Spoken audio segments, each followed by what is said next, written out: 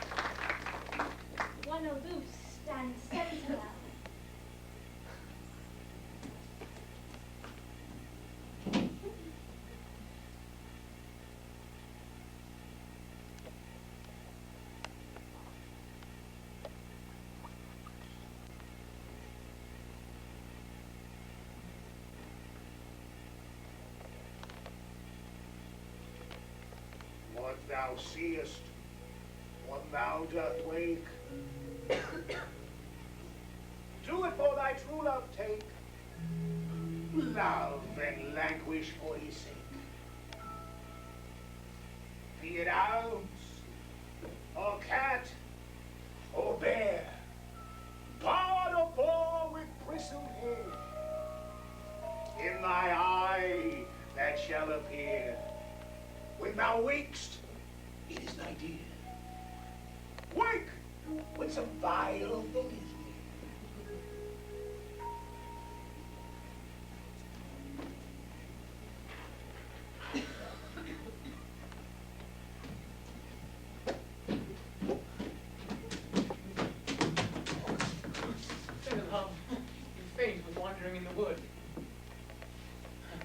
in the speech showed I forgot our way. We'll rest us, Hermia, if you think it good, and tarry for the comfort of the day. Be it so, Lysander. Find you out of bed, for I upon this bank will rest my head. One turf shall serve as pillow for us both. One heart, one bed, two bosoms, and one troth. Nay, good Lysander, for my sake, my dear, lie further off yet. Do not lie so near. Take the sense, sweet of my innocence. Love takes the meaning in love's conference. I mean that my heart and yours is knit, so that but one heart we can make of it. Two bosoms interchanged with a single oath, so then two bosoms and a single troth. And by your side no bedroom me deny, for lying so, Hermia, I do not lie. Lysander riddles very prettily. Now much beshrew my manners and my pride. Hermia meant to say Lysander lied. But, gentle friend, for love and courtesy, lie further off in human modesty. Such separation may well be said becomes a virtuous bachelor and maid. So far be distant, and good night, sweet friend. Thy love ne'er alter till thy sweet life end. Amen. Amen to that fair prayer, say I. And end life when I end loyalty. Here is my bed. Sleep, give thee all his rest. With half that wish, the wisher's eyes be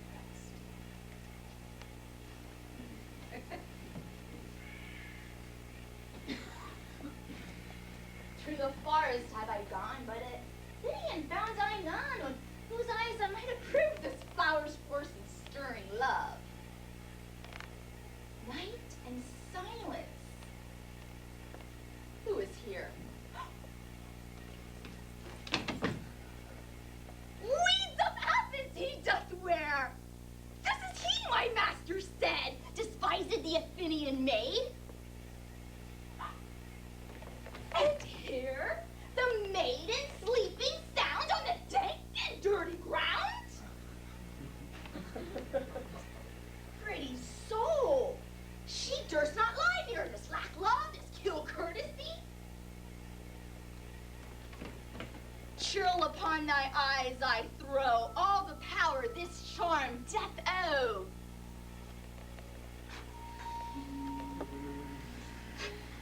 When thou wakest, let love forbid, sleep his seat on thy eyelids. So wake when I'm gone, for I must now to Oberon.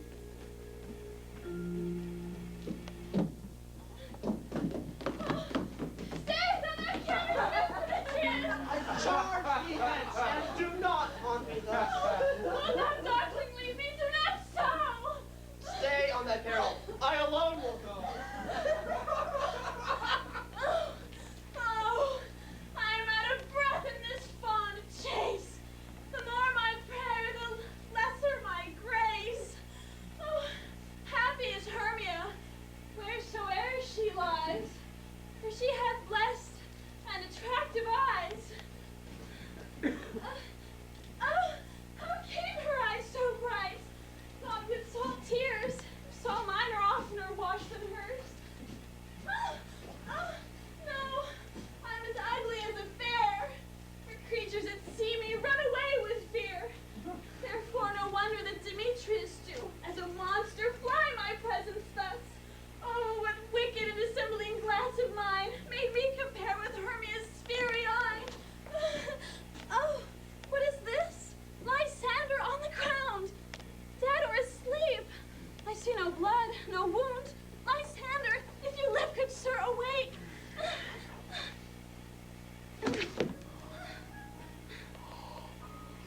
And run through fire I will for thy sweet sake. Oh, transparent Helena, nature shows off that through thy bosom makes me see thy heart. Where's Demetrius? Oh, how fit a word is that vile name to perish on my sword. Say not so, Lysander, Lord, say not so. What though he love you, Hermia, Lord, what though? Yet Hermia loves you, so be content. Content with Hermia? No, I do repent the tedious minutes I with her have spent. Not Hermia, but Helena I love. Who would not change a raven for a dove? For the will of man is by his reason swayed, and reason says you are the worthier maid. Things growing not ripe into their season, and I being young, till now ripe not to reason, and touching now the point of human skill, reason becomes the mark of my will, and leads me to your eyes where I overlook love stories written in love literature. Wherefore was I to this keen mockery born? When from you did I deserve such scorn? It's not enough, young man, that I never did nor never can deserve the sweet of interest as I, but you must flout my insufficiency? Did truth you do me wrong? Could sooth in such disdain what never true? Fare thee well, for as I must confess, I thought you a lord of more true gentleness. Oh, that a lady of one man refused must be of another man abused.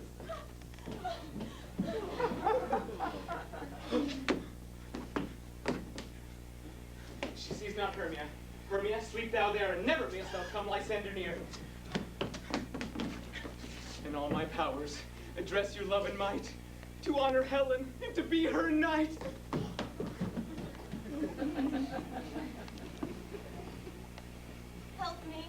Help me, Lysander.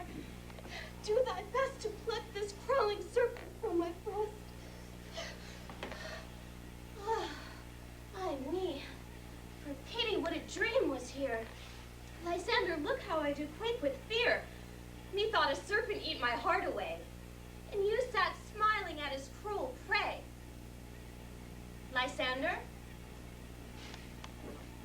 What? Removed? Lysander! Lord! What? Out of hearing? Gone? No sound? No word? Alack, where are you? Speak, and if you hear, speak of all loves. I swoon almost with fear. No? Then I will perceive you're not nigh. Either death or you I'll find immediately.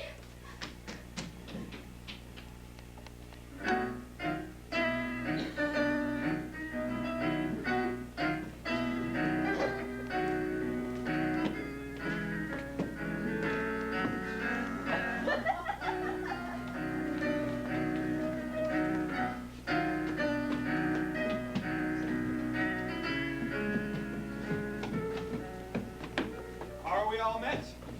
Pat, here's a marvelous convenient spot for our rehearsal. This green clock here on stage. This hawthorn brake, my tiring house. And we'll do it in action as we will do it before the Duke.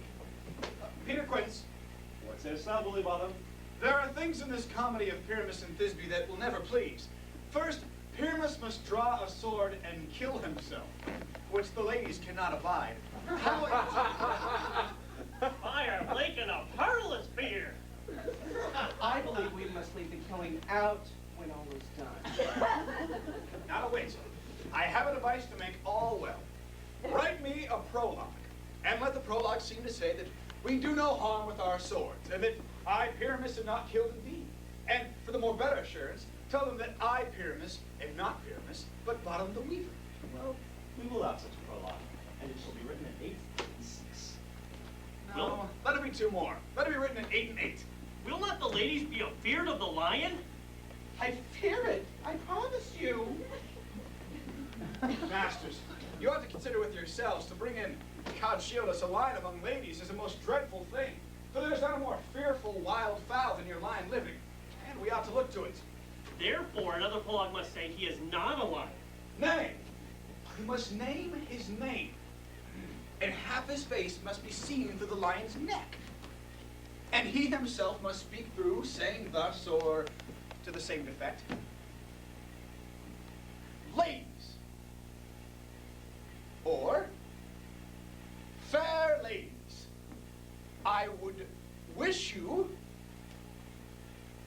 or I would request you,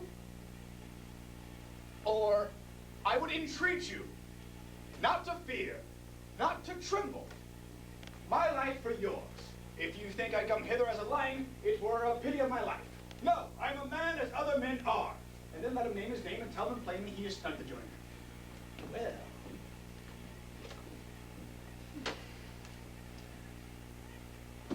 it shall be so. But there is two hard things, and that is to bring moonlight to a chamber. For, you know, Pyramus and Thisbe did meet by moonlight. Don't the moon shine the night we play our play? A calendar! A calendar! Look at the almanac! Find out moonshine! Find out moonshine!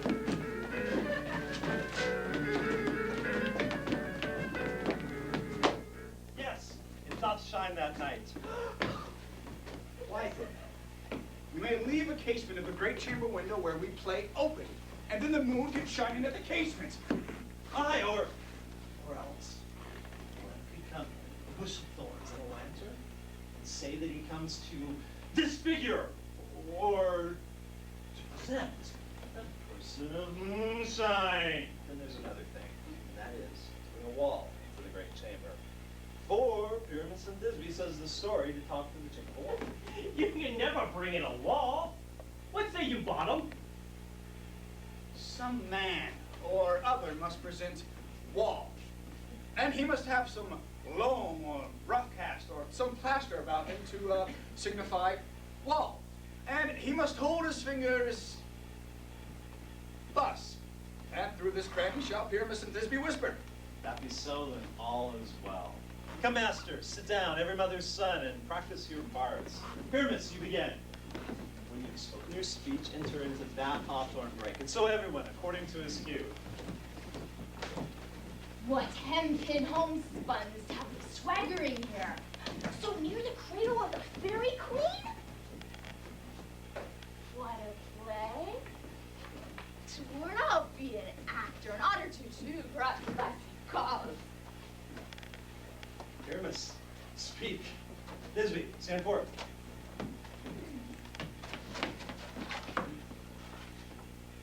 Thisbe, the flowers of odious savors sweet. Odorous. Odorous. Odorous savors sweet. So hath thy breath, my dearest Thisbe dear. But hark, a voice. Stay but here a while, and by I will to thee appear. A stranger Pyramus than e'er played here. Must I speak now? Aye, marry, must you? You must understand that he has begun to see a noise that he heard, and is to come again. Most radiant Pyramus, most lily white of hue, of color like the red rose on triumphant briar, most frisky juvenile and think most lovely Jew, of color like the red rose on triumphant briar. I'll meet thee, Pyramus, at Ninny's too. Ninnis, too, man! You must not speak that part yet. You answer to Pyramus. Speaking your part, cues and all. Pyramus! Enter! The cue's passed. It was never tired. As truest horse that yet would never tire. If I were fair, Thisbe, I were only thine. Oh, strange! Oh, monstrous! Pray, masters, fly, masters! We are on it! Follow you! I'll leave you around through log, through bush, through brake, through briar. Sometimes a horse so weak, sometimes a hound. Sometimes fire! And neigh and bark and grunt and roar and roar! That horse and I will bear fire at every turn!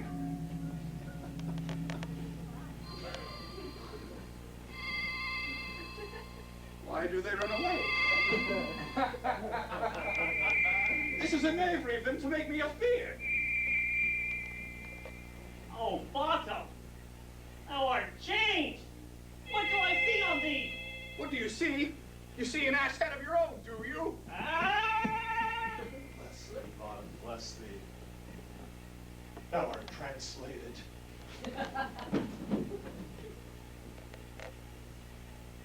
I see their knavery. This is to make an ass of me. To fright me if they could. But I will not stir from its place. Do what they can. I will walk up and down here, and I will sing, to show them that I am not afraid. The woozle cock so black of hue, with orange tawny bill, the throstle with his note so true, and one with little quill. What angel wakes me from my flowery bed? The finch, the sparrow, and the lark, the plain song cuckoo gray, whose note many a man doth mark and dares not answer nay. Who would set his wit to so foolish a bird? Who give the bird a lie that cries cuckoo never so? I pray thee, gentle mortal, sing again. Mine ear is much enamored of thy note, so is mine eye enthralled to thy shape, and thy fair virtue's force perforce doth move me on the first view to say, to swear, I love thee. Oh. Methinks, mistress, you ought to have little reason for that. Although reason and love keep little company together nowadays. The more the pity that honest neighbors not make them friends. Nay, I can drink upon occasion. Thou art as wise as thou art beautiful. Not so neither. But if I had wit enough to get me out of this wood, I could serve mine own turn. Out of this wood do not desire to go. Thou shalt remain here whether thou wilt or no. I am a spirit of no common rate. The summer still doth tend upon my state, and I do love thee, therefore go with me. I shall give thee fairies to tend on thee, and they shall fetch thee jewels from the deep, and sing while thou on fragrant flowers doth sleep, and I shall purge thy mortal grossness, so that thou shalt like an airy spirit go. Cobweb, peas blossom, moth and mustard seed. Ready? And I. And I. And I. Where shall we go? Be kind and courteous to this gentleman. Hop in his rocks and gambol in his eyes. Feed him with apricots and dewberries and green figs and mulberries. The honeybags steal from the humble bees, and for night tapers crop their waxen thighs and light them at the fiery glowworm's eyes, to have my love to bed and to arise, and pluck the wings from painted butterflies to fan the moonbeams from his sleeping eyes. Nod to him, elves, and do him courtesy. Hail, mortal. Hail. Hail. Hail. I cry your worship's mercy. Heartily I beseech your worship's name. Cobweb. Ah, good master Cobweb. If I cut my finger, I shall make bold with you. I shall desire more acquaintance of you, good master Cobweb. Your name, honest gentleman? Peas blossom. Oh, I pray me. Commend me to your mother, Mr. Squash. Or to your father, Master Peace God.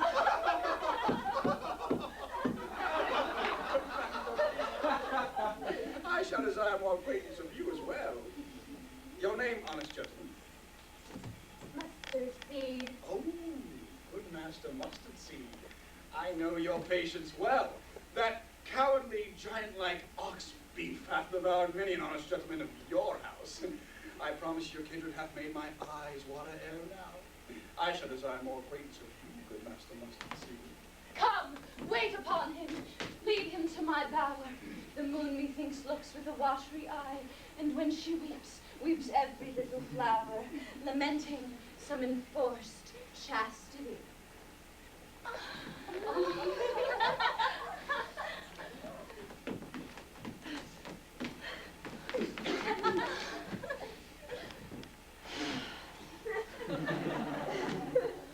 Tie up my love's tongue. Bring him silently.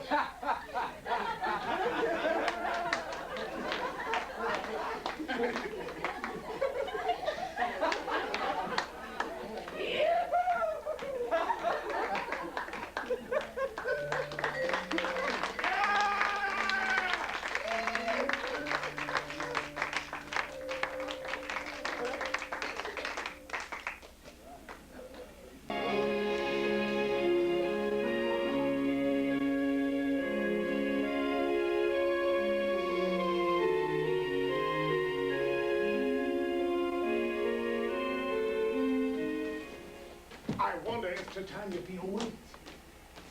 Then what it was that mixed came in her eye that she must dote on in extremity. Here comes my messenger. How now, mad spirit? What night rule now about this haunted grove? My mistress with the monster is in love!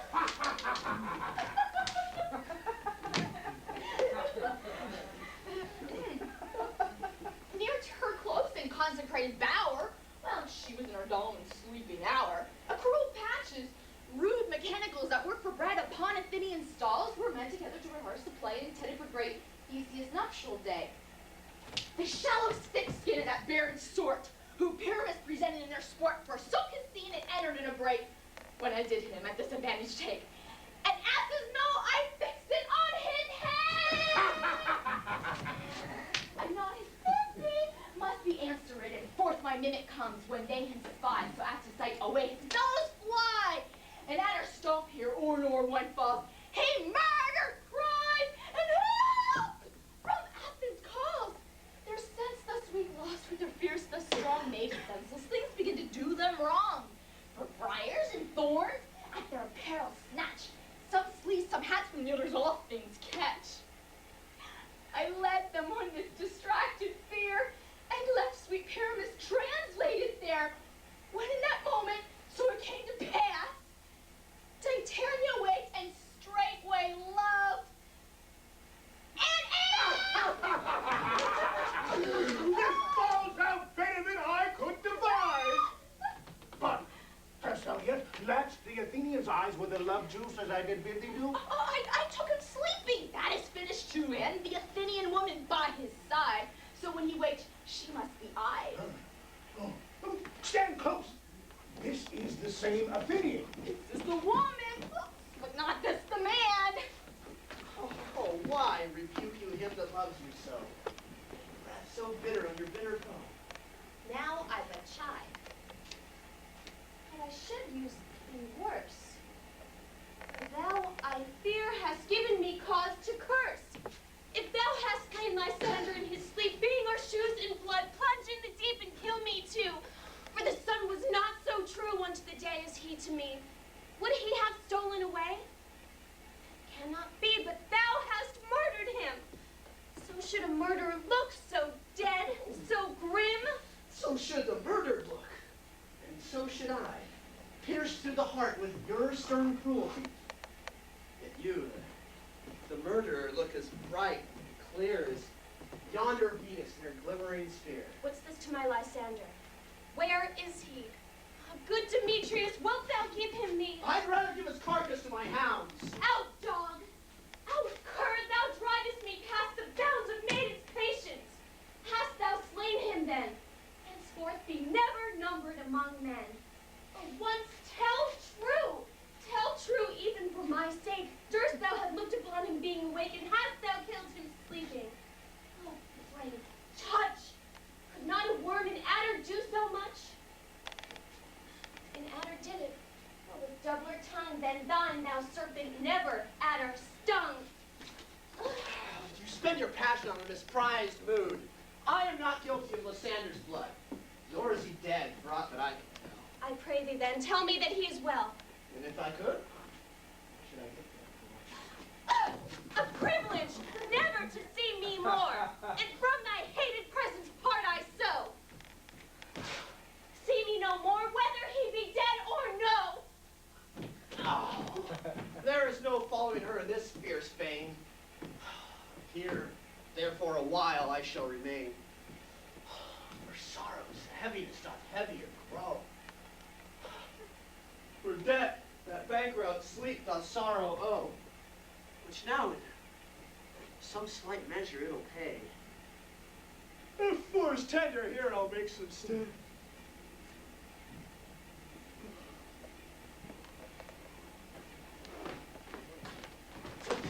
What hast thou done? Thou hast mistaken quite, and laid the love juice on some true love sight. For thy misprision must perforce ensue some true love turn, and not a false turn true. Then fate ever rules that one man holding trope, a million falcons finding out one oath. What thou? No ward goes swifter than the wind. And Helena of Athens looked out by. All fancy 6 years and pale of cheer, a size of love that cost the fresh blood dear. By some illusion, see thou bring her here. I'll charm his eyes against she do appear. I go. Look how I go, swifter than an arrow from Tartar's bow.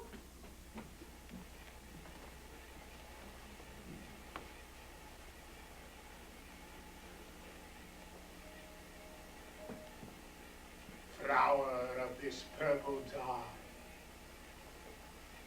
Hit with Cupid's archer eye. Sink in apple of his eye. When his love he doth espy.